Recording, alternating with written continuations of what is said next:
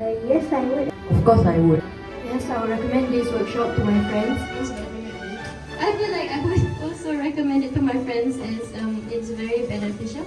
I feel like I also recommend the juniors and more like the Sec 3 supervised schools.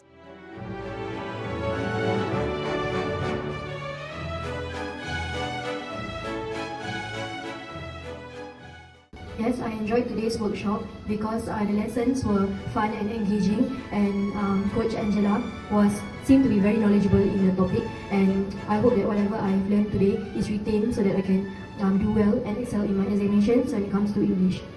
I feel like it's very beneficial, especially for us when we're taking O-levels, and it probably provides us with a lot more information and how we're supposed to answer the questions fulfillingly and do better for our O-levels.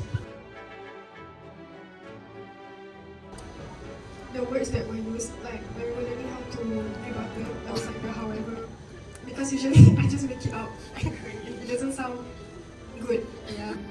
In a way, discursive essay is not hard. It's like what's important is the method that you use. That's how you will excel in the discursive essay. So with the correct methods and the correct vocabulary used, anybody can easily excel the discursive essay.